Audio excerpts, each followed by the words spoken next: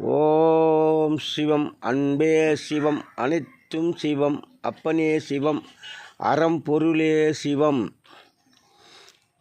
இன்றைய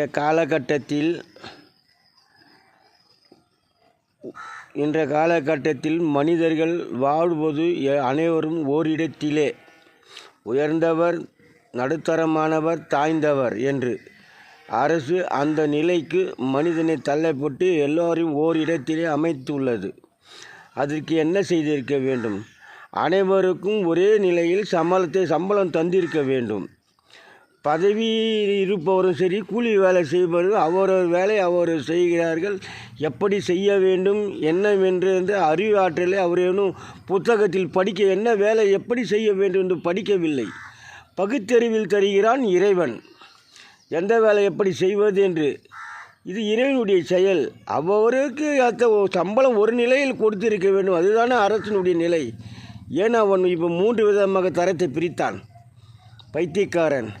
3 விதமாக பிரித்தவன் மக்களை 3 இடத்தில் கேப்பு, அதாவது 20 கிலோமீட்டர் 30 கிலோமீட்டருக்கு தொலைவில் உயர்ந்தவரை, நடுத்தரம், தாழ்ந்தவர்களை குடி வைத்திருக்க வேண்டும். ஏன் அப்படி செய்யவில்லை? அனைவரும் ஓரிடத்தில் வைத்துவிட்டு ஏழை மக்களை கீழ்த்தரமாக கொடுப்பதை குறைந்த சம்பளம், அதில் இவர்களை கீழ்த்தரமாக கொண்டு செல்லவே அனைவரும் ஓரிடத்தில் வைத்துவிட்டு உயர்ந்தவர்கள் உடுத்தும் ஆடைகளும் அவர் செலவழிக்கும் பொருள்களும் அந்த நிலையில் மனிதன் வாழும்போது ஏழை பிள்ளைகளுக்கும் குழந்தைகளுக்கு என்ன தெரியும்? தந்தையிடம் தாயிடம் வருமானம் இல்லை என்று தெரியுமா?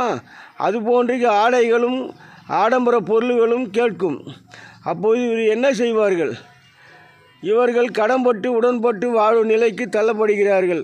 கடைசியில் கடன்பட்டவரிடத்தில் கடன் கட்ட முடியாமல் மானத்திலிருந்து வாழும் நிலைக்கும் வருகிறது. சிலர் தற்கொலைக்கும் செய்து கொண்டும் செல்கிறார்கள். இந்த நிலைக்கெல்லாம் வர காரணம் அரசு தானே. ஏன் அப்படி செய்தது? ஆனால் இனி ஒரு ஏழ்மையானவர்கள் ஒரு ஜாக்கெட் தைக்க வேண்டும் என்றாலும் சாதாரண ஜாக்கெட் தைக்குவதற்கு கூட 100 ரூபாய் வேண்டும். கொஞ்சம் அதுக்கு அழகு ஊட்டி என்பால் 400, 300, 500, 600, 1000 கூட உள்ளது. ஏன் அது சினிமா நடிகர்களில் உடுத்துவது அது வேறு. சாதாரண மனிதர்கள் இந்த இடத்தில் அதுக்கு ஒரு ஜாக்கெட்டுடைய செலவு எவ்வளோ தெரியுமா? 600 ரூபாய் ஒரு ஜாக்கெட்டுக்கு வாங்கிறார் என்றால் 600 ரூபாய்க்கு அந்த ஜாக்கெட்டுடைய செலவே மொத்தம் அழகு பொருள் அனைத்தும் போக 150 ரூபாய் தான் இருக்கும். 150 ரூபாய் அதிகம். ஆனால் அவருக்கு உழைப்பு உள்ளது. உழைப்பு கூட இல்லை. ஆனால் அவர் குடும்பத்துக்கு ஒரு நாளைக்கு 1000 ரூபாய் தேவை செலவு. அந்த 1000 ரூபாய்க்கு அவர் எங்கே போவார்கள்? ஆகினால்தான் இந்த உயர்த்தி அவர் குடும்பம் வாழ்வதற்கான வழிகளை செய்து வருகிறார்கள். இதில் நம்ம முதலீடு குறைவாக உள்ளது, மக்களிடத்தில் வாங்கும் ஊதியம் அதிகமாக உள்ளது என்று அவர் யோசிக்க நிலை இல்லை.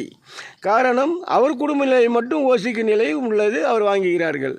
இதற்கு என்ன காரணம்? மக்கள் தொகை. இந்த மக்கள் தொகை எப்படி வந்தது? ஏன் வந்தது? யாரால் வந்தது இந்த மக்கள் தொகை? இந்த கட்சிக்காரர்கள் தானே மக்கள் தொகை உருவானது.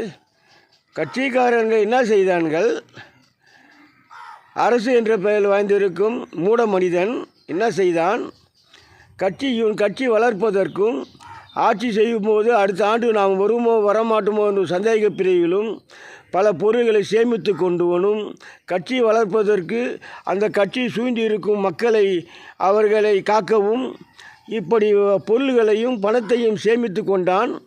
இதனால் பற்றாக்குறை அவர் என்னத்தான் விலைவாசி உயர்த்தி இருக்கும் பொருளை விலைவாசி உயர்த்தி சரி செய்தாலும் மக்களுடைய பற்றாக்குறையும் ஆத்மா திருப்தி இல்லாமல் செயல்வதால் இறைவனுக்கு அனைத்து மக்களும் குழந்தைகளே. ஆகினால் மக்களை மகிழ்ச்சியாக வாழ வைக்க வேண்டும் என்ற ஒரே நிலையில்தான் இந்த இறைச்சியை கொண்டு வந்தான். அதாவது ஜீவராசிகளை கொண்டு உண்ண சில அறிவுரைகளை தந்து அது தெய்வமே செயல்படுவதாக ஒரு கற்பனை கதை எழுதி இறைவன் கொண்டு வந்து நிறுத்தினான். இது எதற்காக? அந்த ஜீவன்கள் பகலில் உடல் கொள்ளும் ஆடு மாடுகள் எல்லாம் பெண் நாட்டை துரத்தி கொண்டு கற்பழிக்கும் பல ஜீவராசிகள் இன்றும் நாய் போன்று எல்லாமே இது போன்று தான் செயல்படுகிறது. அந்த ஜீவன்களும் அது செயல்படுவதனால் அந்த ஜீவன்களும் இந்த மண்ணில் தான் மறைய வேண்டும். இன்னொரு ஜீவன் உண்டு வாய்ந்தாலும் கடைசியில் அதன் மலம் இதில் தான் மறைய வேண்டும். இதனால் இந்த நிலையில்தான் இந்த உலகம் இழக்கமாகிறது. மனிதன் அவ்வையில் செல்வான் என்று ஒரு உணர்ந்து தான் மனிதனுக்கு 6 அறிவு படைத்தான் இறைவன். ஆனால் 6 அறிவு படைத்த மனிதன் என்ன செய்தான்? அவன் வாழ்வதற்கு வழி செய்து கொண்டான். இதில் ஏழ்மை பாதிக்கிறார்கள். இப்படி ஒரு மனிதன் இந்த மக்கள் தொகை இந்த காரணம் இவர் சேமித்து வைத்து கொண்டால் இறைச்சியை கொண்டு வந்து பகலிலும் அந்த ஆணும் பெண்ணும் இணைய நிலைக்கு கொண்டு வந்து நிறுத்தி இன்று கடைசியில் பூமியில் இடைவெளி இல்லாத காரணத்தால் பசுமை மரங்களும் பசுமை காடுகளும் பசுமை இடைவெளியும் சாலை மரங்களும் வேகமாக அழிந்து வரும் நிலையில் அனைத்து மக்களுடைய ஆத்மா நிறைவடை செய்ய இறைவன் என்ன செய்வதே என்று தெரியாமல் அவனே ஓசித்து எதுவும் முடியாமல் விட்டுவிட்ட நிலையில்தான் இன்று இந்த நிலைக்கு ஆங்காங்கு 5 பேர் 6 பேர் கற்பழிப்பு நிலை. காதலர்களை சேர்ப்பது இறைவனுடைய படைப்பு. அது ஜாதி மதம் இருந்தாலும் சரி, உயர்ந்தவர் தாய்ந்தவர் இருந்தாலும் சரி, அது நமக்கு தான் ஜாதி மதம், இறைவனுக்கு கிடையாது. எல்லாம் அந்த மண் உயிர் தான்.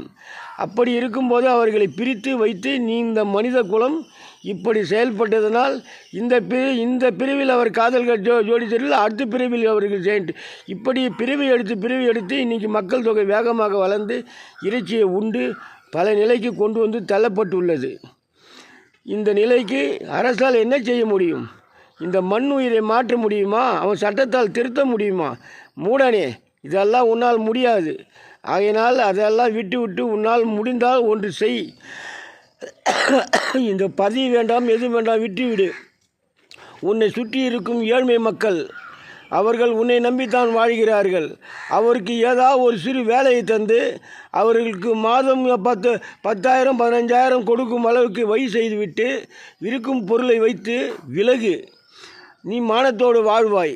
இல்லையே மானத்தை இழந்து வாழும் சினிமாவில் ஒரு வில்லன் கடைசியில் என்னதான் அவனுடைய பவரை காட்டி வாய்ந்தாலும் கடைசியில் அன்றாட ஓடுவது போல் நிலை உனக்கும் வரும். எப்படி என்று புரியும் சிறிய காலத்திலே, அது ரொம்ப தொலைவில் இல்லை. அதனால் உணர்ந்து வாழு. நீ ஏழ்மை மக்கள் தான் எப்படி சென்றாலும் ஏழ்மை மக்கள் பாதிக்கிறார்கள். ஏன் இப்போ தனியாரும் கவர்மெண்ட் என்று வைத்து கொண்டு ஏன் இப்படி செய்கிறார்கள்? தனியார் பள்ளியிலும் படிப்பவர்களும் அதே தான் படிப்பு படித்தார்கள், அதே செலவைந்தது. கவர்மெண்ட் வேலையை செய்பவரும் அதே செலவு. ஏன் இப்படி சம்பளத்தை பிரித்து கொடுத்தாய்? இதனால் வந்த வினை என்ன? ஏன்னா எதுக்கடா செய்தாய் மூடனே? இதெல்லாம் மறுத்து விடுத்து இது ஒன்று செய். இதுதான் உன்னால் முடியும். உன்னால் திருத்த முடியாது, ஒன்றும் செய்ய முடியாது. இது இலவசம், அது இலவசம். மக்களை மடமையாக்க வேண்டாம். விட்டு செல்றட மூடனே. அன்பே சிவம்.